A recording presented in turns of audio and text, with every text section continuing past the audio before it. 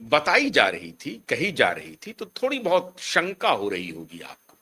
ऐसा हो रहा होगा कि नहीं नहीं, ये तो कोई लोग गोदी मीडिया वाले हैं, मोदी जी के समर्थक हैं, मोदी जी के समर्थन में सारी बातें कहने वाले लोग हैं, इसलिए इस तरह की अफवाह फैला रहे हैं। लेकिन अब खुल करके सारी बातें सामने आ गई हैं। इसके पहले भी मैंने कुछ आधार दिए हैं। आज 3 महत्वपूर्ण बातों पर आपका ध्यान आकृष्ट करूंगा और आपको मैं कोशिश करूंगा कि आप हर पक्ष को समझने की अपने तरफ से भी कोशिश करें, मैं अपनी तरफ से कोशिश करूंगा। मैं आपको पहला एक वीडियो दिखा रहा हूं आपको। ये वीडियो है कॉकरोच जनता पार्टी के नेताओं की, जो स्पोक्स पर्सन हुए उनमें से एक की। हम लोग शुरू से इस बात को आपको बताने की कोशिश कर रहे थे कि ये जो कुछ भी आंदोलन चल रहा है, इसका नीट के बच्चों से कोई लेना देना नहीं है। आज मैं फिर पूरी मजबूती के साथ इस बात पर जोर डाल करके कह रहा हूं, ये सब कुछ जो हुआ ये टोटल प्रपंच था, झूठ था। ये बात सही है कि धर्मेंद्र प्रधान जी को जिम्मेदारी लेनी चाहिए, पेपर लीक हुए हैं, घटना बहुत दुर्भाग्यपूर्ण है और इसके लिए जिम्मेदारी फिक्स होनी चाहिए, सरकार के लिए दबाव बनाया जाना चाहिए। लेकिन इसकी आड़ में खेल कुछ और हो रहा था। अब मैं आपको एक वीडियो दिखा रहा हूं जो सोशल मीडिया पे चल रहा है, बहुत सारे लोगों ने देखा होगा, लेकिन जिन्होंने नहीं देखा है वो देखिए जरा सा इस वीडियो में ये क्या कह रहे हैं, और फिर मैं आपको बताता हूं कि इसका तात्पर्य क्या है। ये आशुतोष रांका है, वैसे हम नाम है आशुतोष रांका हैं, ये कॉकरोच जनता पार्टी के स्पोक्स पर्सन हैं। उनके क्या ख्याल हैं राहुल गांधी जी के बारे में, कांग्रेस पार्टी के बारे में, जरा सुनिए, फिर आपको अंदाजा चल जाएगा। हम 0 सीट पे थे, हम अभी भी 0 सीट पे हैं। हमारा वोट शेयर अभी भी 6.5% है, पर हमने बदला ले लिया। हरियाणा का बदला कहते हो?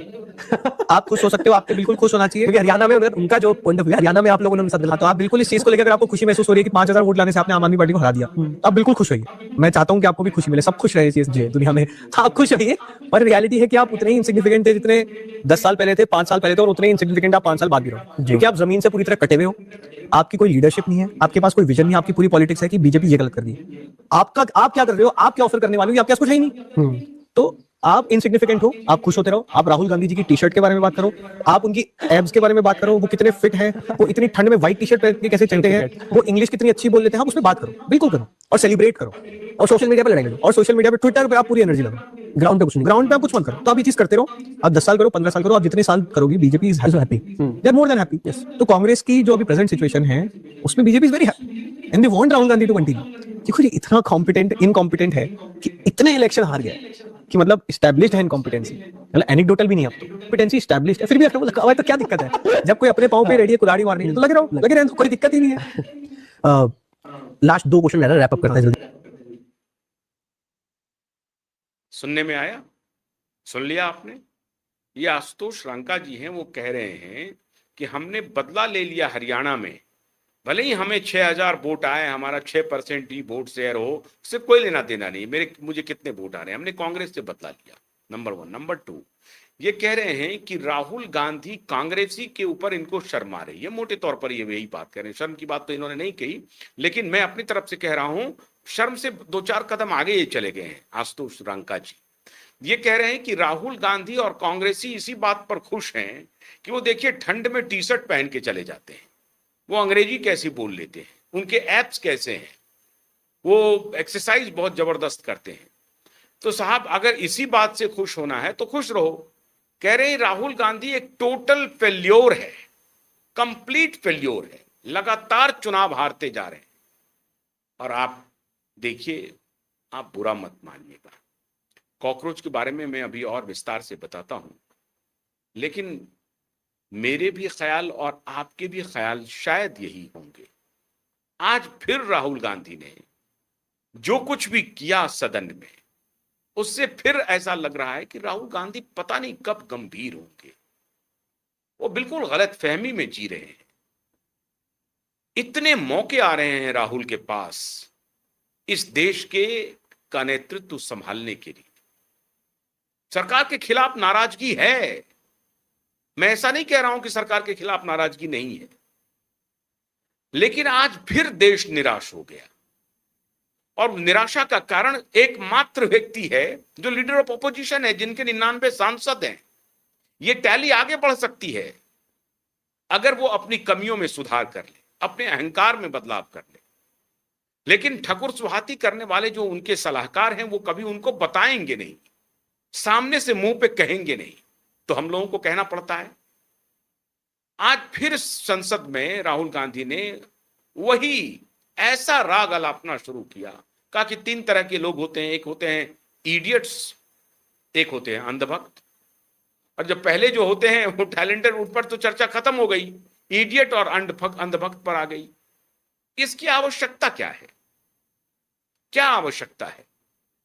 मैं हैरान हूं, उनके कोई स्पीच लिखने वाले कोई हैं, सलाहकार कोई हैं, या ये टोटल अहंकारी हैं, दिन रात नशे में रहते हैं, ये क्या करते हैं समझ में नहीं आ रहा है। ये देश को तबाह कर रहे हैं मोटे तौर पे। मैं क्यों कह रहा हूं देश को तबाह कर रहे हैं? मैं देश को तबाह इसलिए कह रहा हूं कि विपक्ष जनता की आवाज होती है। क्यों? क्योंकि सत्ता में जो कोई भी पार्टी जाती है वो मदमस्त हो ही जाती है। उनको लगता है कि जनता ने हमें चुन लिया है, हम सरकार में आने का हमको मैंडेट मिला है, अब हम जो मर्जी हो करते रहें, पेपर लीक होते रहे, कोई जिम्मेदारी किसी की हो नहीं हो, हम चलते रहेंगे। आप इसी तथ्य को ठीक से कहते कि गोलियां चली हैं, कुछ लोगों ने अराजकता फैलाई है, उसकी जांच होनी चाहिए। आप अगर सच में इस देश की आवाज होना चाहते हैं राहुल गांधी जी, तो मुखर होकर के आज सदन में कहते कि अगर कोई बलवाई, कोई ऐसे हिंसक तत्व आ गए और सामाजिक तत्व आ गए जिन्होंने इस प्रदर्शन को बदनाम करने की कोशिश की है, तो मैं भी चाहूंगा कि उनके खिलाफ सख्त से सख्त कार्रवाई हो। जिन्होंने हमारे देश के प्रधानमंत्री को गाली गलौज किया है, उनके खिलाफ सख्त कार्रवाई हो। यह उचित नहीं है, नहीं होना चाहिए। और इससे आपका कद बढ़ता, आपका मान बढ़ता, आपका समर्थन बढ़ता, आपका जो समर्थन का पाई है वो बढ़ता। मैं हैरान हूं, कौन है आपके सलाहकार? इसलिए मैं कह रहा हूं कि आप देश को बर्बाद कर रहे हैं। देश को बर्बाद करने की जिम्मेदारी आपके कंधे पर अधिक है, क्योंकि आप देश के विपक्ष की आवाज हैं। सत्ता को कुछ पल के लिए भूल जाइए। सत्ता अहंकारी होगा ही, सत्ता अपनी चलाएगा ही। हमने उनको चुन करके दे दिया, वो उसी में खोए हुए हैं। तो उस पर नकेल कसने की किसकी जिम्मेदारी है? विपक्ष की। विपक्ष की जिम्मेदारी है। और तब जिन्होंने उनको समर्थन दे करके सत्ता में बिठाया है, वो आपको समर्थन देना शुरू कर देंगे, फिर वो आपको बिठा देंगे सत्ता में। ये छोटी सी बात आपको समझ में नहीं आ रही है। मैं हैरान हूं, कितनी बार आपको कितने लोग समझाएं। वो लालू यादव जी सही कह रहे हैं कि खुरपी के विवाह में हसुआ राग चला देते हैं आप। अरे भाई, बेगानी शादी में अब्दुल्ला दीवाना। अब आपकी बात क्या हो रही है?